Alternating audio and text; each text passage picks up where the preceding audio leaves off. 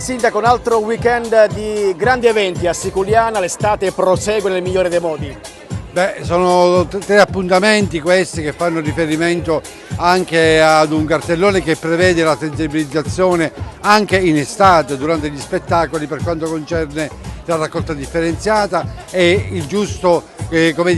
come anche in spiaggia, a mare, rispettare l'ambiente, e quindi delle iniziative che servono a promuovere e a sensibilizzare in questa direzione. Lo facciamo attraverso la musica, lo facciamo attraverso lo spettacolo, perché in questo modo riusciamo ad arrivare a tutti e soprattutto ai giovani. E poi è bello perché Siculiana Marina offre ogni sera l'appuntamento col mercatino di Calat e quindi la possibilità per i residenti e turisti di poter trascorrere delle serate, e soprattutto la ludoteca sotto le stelle sta andando molto bene, moltissimi i bambini ogni sera che stanno lì attraverso i giochi,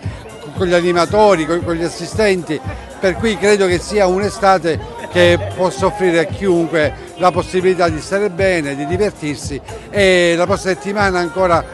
diversi gli appuntamenti, sempre in alternanza Borgo Marinaro Siculiana Marina, centro storico di Siculiana, quindi vi aspettiamo sempre qui.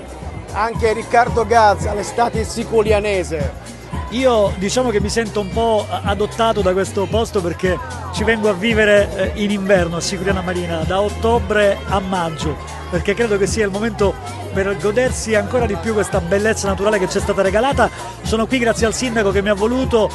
catturato e rapito da quello che è stato l'Urban Fest nel cuore della città in via Atenea. Vi ricorderete degli ombrelli volanti, circostanza nella quale abbiamo anche messo su degli spettacoli circensi con